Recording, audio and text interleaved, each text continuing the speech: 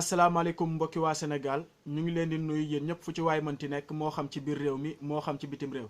di kontaan bu baax a baax ci fekk si bi ñu leen fekk si waat fii nii ci seen page Facebook pas de troisième mandat di kontaan bu baax a baax di leen wax ni noonu la nañu continuer di aimer sunu page bi muy pas de troisième mandat di like vidéo yi di koy partager bu ko defee ñëpp mën see jot ndax mën na amal ñu baree bari njariñ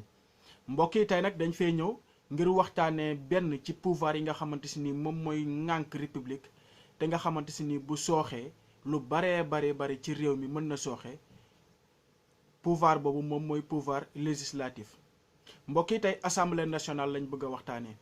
ndax bu leen fàtte ni république pour mu taxaw dox ca nam war a doxee foofu mu am ñetti cislaay bu njëkk bi mooy pouvoir exécutif bi nga xamante si ni président beeg gouvernement ñoo koy doxal am beneen pouvoir boo xamante si ni moom mooy pouvoir législatif nga xamante si ni ci yoon assemblée nationale ak sénat ñoo ko war a ŋànk doxal ko wante gannaaw Sénégal dañoo supprimer woon seen sénat mu dese leen lu ñuy tuddee rek assemblée nationale am beneen pouvoir boo xamante si ni moom mu la ñuy tuddee pouvoir judiciaire bi nga xamante si ni cour ak tribunaux yi ñoo ko ŋànk di koy doxal mbokk yi ñetti pouvoir yooyu boo leen koy xool dafa mel ni rek lu ñuy tuddee brouette ñëpp xam nañ brouette mooy bi am na brouette bi nga xamante si ni day am benn puno ak ñaari tànk ñetti yooyu noonu ñetti tànkam yooyu puno beeg ñaari tànkam yi bu ci manqué rek soit du mën a dox dem du mën a déplacé wu jóge ci point A dem ci point B wala soit du mën a am équilibre ba loo ci yàpp day mujjee waddu dafa mel ni nag Sénégal bu ñu ko doon xayma jamono yii nii ci loolu la nekk ba président Macky Sall faloo ba tey gis nañ fi ay genre slogan yu baree bari waaye lu tax loolu ba tey bu ci nekk mënta yemb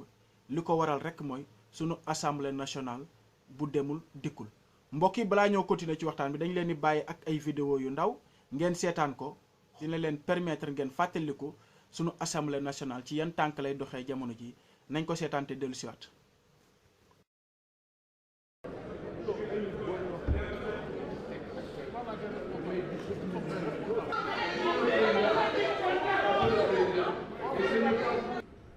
émettre en demandant la parole. Et ensuite,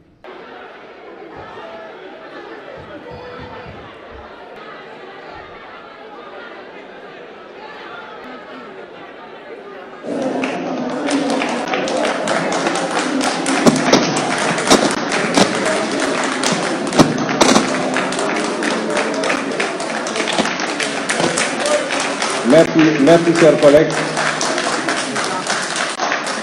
Merci, chers collègues.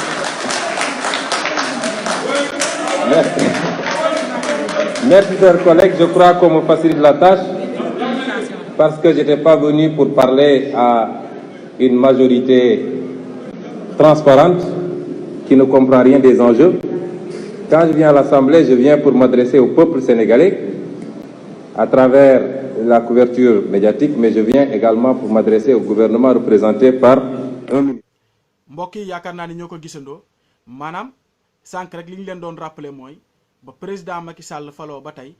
dégg nañ fi ay façon slogan yu nekk dégg nañ fi accélérer la cadence dégg nañ fi fast track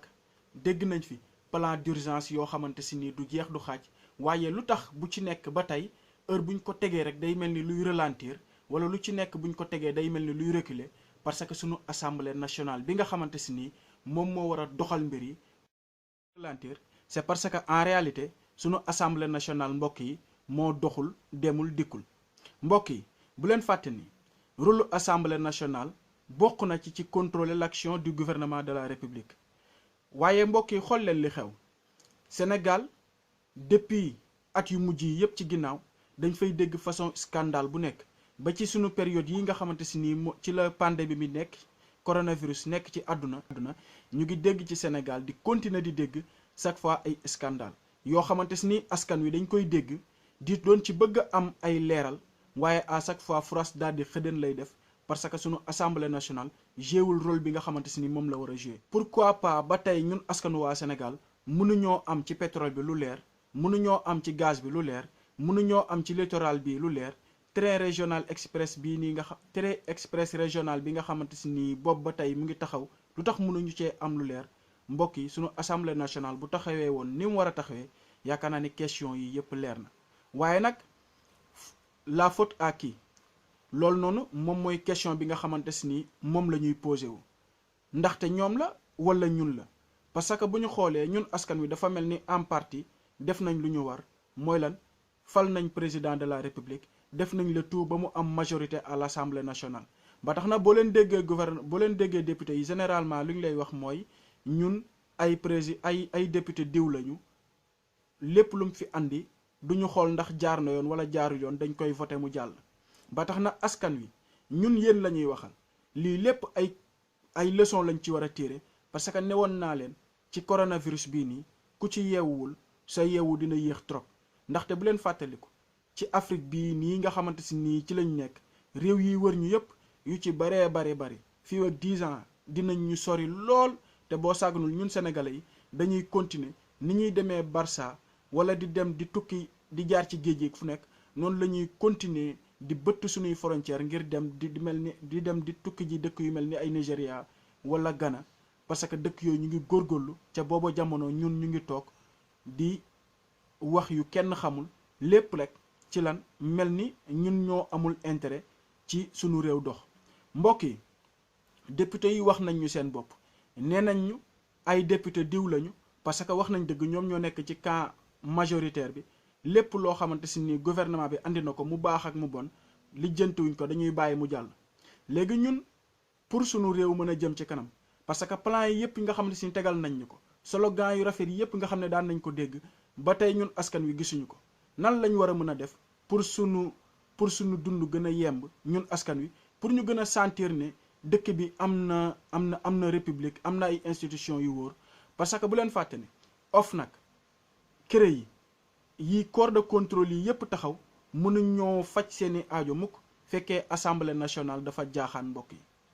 parce que question boo xamante si ni dafa public jaaxal askan wi assemblée nationale amoon na ci droit pour leeral ko askan wi parce que ñoom lañ tuddee ndawub réew mi mbokk yi fekkee dañoo bëgg a renverser tendance bi lenn rek lañu war a def te mooy solution te loolu sax moo ñuy permettre suñu réew mën a dox jëm ca kanam ndaxte buñ fekkee dañuy xaar rek ci suñu député yi duñ fi jóge duñu démissionné duñu bougé duñ dem fenn te loolu li koy firndeel mooy nañ leen déglu Moustapha Cissé Lo ci jàkkaarloo bi nga xamante si ni mu ngi ko doon def ci benn télé fan yi weesu ñu daal di dellusiwaat ci waxtaan wi. joxuñu leen ñu responsabilité dañoo jël pour ñuy tàccu loolu mooy dëgg gi ñun député yi pour nanu tàccu rek bu kenn wax. wala ngeen démissionné rek. man du ma démissionné de ndax boo démissionné keneen toog ci place bi te dara du changé. waaw d'accord ndax man dàqoon nañ ma te kenn néewul gars yi démissionné leen. d'accord fii laa am mandat xeex ko du ma démissionné. moom kay 2 millions yi ñu may jox naa ko fa bu ma neexee mayee ko sarxe ko comme ñëpp rek. parce que réew mi noonu lay doon. yaakaar naa ni ñoo ko déggandoo maanaam député yoo xamante si ni du ñu démissionné parce que ku ci nekk jàpp nga ni boo démissionné la nga doon bañ sa morom mooy ñëw jël ko di tedd ca loolu wante réew mi moom du bouger dem ca kanam gannaaw ñoom xam nañ ko te parewuñu mukk ngir lan ngir liggéeyal askan wi ndaxte président lañ àndal solution bi nga xamante si ni ñun askan wi moom lañ war a jël te muy amal solo mooy nañ leen def le tout ba assemblée nationale dootul am majorité présidentielle bi dootu fa doon mukk majorité waaye nañ leen def le tout ba assemblée nationale à chaque fois di am cohabitation maanaam ñu def le tout ba ñoom dootuñu fa am majorité looloo ñuy permettre ba question bépp bu ñu jaaxal ñoom dinañ ko mën a teg ci table bi waxtaanee ko te loolu noonu heure bu ñu commencé am rek mooy ku ci nekk lépp lu ñu la sant liggéey bañ la jox diñ ci góorgóorlu ba lépp lu ñuy xaar ci yow nga mën ko def tey jii sunu assemblée nationale fekkoon dafa am cohabitation nga xamante si ni nekkul majorité parlementaire bi nga xamante si ni dafa farek nguur gi waaye ci beneen côté bi la taxawee question train bi yëpp dina leer question pétrole bi yëpp leer na bu yàgg ba tax na réew buñ ko bëggee tabax buñ ko uppee fii tàqul dañuy xooli beneen wet ga ba tax na yéen sénégalais yëpp waajal leen seen bopp xam ne fan yi at yi ñu jëm ci kanam nañ leen def le tout ba heure bu ñu amee président buñ ci yem parce que pouvoir rek a mën a arrêter pouvoir nañ leen def le tout ba suñu assemblée nationale ñun ñu jox ko doole en lan tegaale fa nit ñi nga xamante ni daanaka ci opposition bi la ñuy far bu ko defee loolu noonu dina mën a am benn dualité boo xamante ni askan wi rek a ciy mën a gañe mbokk yi tey lii lañ leen andiloon ci seen waxtaan di leen gërëm bu baax di leen sant di leen di bàyyeek benn vidéo boo xamante ni benn député moo ko defoon ngir mbokk député mi ñu déglu ko ba beneen yoon jërë ngeen jëf. Nos positions, nos idées devront se confronter. Et il faudrait que chacun d'entre nous puisse comprendre que pour la maturité démocratique, il faudrait que ceux qui ont plus d'expérience et qui sont à la tête des groupes puissent jouer de leur expérience et faire en sorte d'être dans la prévention. Être dans la prévention, cela voudrait dire anticiper et être dans une certaine mesure de conciliation. Parce que, croyez-le bien, le législateur a voulu organiser l'Assemblée à travers un règlement intérieur. Mais c'est rigide, c'est des hommes qui y vivent, c'est des ambitions, c'est des appétits. La manière avec laquelle nous allons cohabiter avec notre règlement intérieur, c'est notre intelligence, notre savoir-vivre, notre savoir-être et notre volonté commune d'être ensemble. Et c'est la raison pour laquelle j'ai été très disponible, très heureux de pouvoir prendre dans le lot du temps imparti aux non-inscrits pour le mettre à la disposition d'un groupe pour qu'on puisse avoir les éléments qui nous permettent de franchir cette étape-là. C'est important parce que nous en avons besoin. Quelles que soient nos positions, c'est vrai, nous subissons la loi de la majorité, nous l'acceptons parce que nous sommes en démocratie. Mais cette même loi vous fait obligation, aussi bien de la majorité que des groupes de l'opposition, de savoir raison garder. Parce que ce qui s'est passé ici va ternir au-delà de l'Assemblée nationale l'image des 15 millions de Sénégalais. Vous allez dans YouTube, vous allez voir bagarre à l'Assemblée, nous allons y figurer en bonne partie. Et ceux qui vont nous regarder ne sauront même pas quelles sont les conditions pour lesquelles nous nous sommes bagarrés. Alors faisons attention. Faisons attention.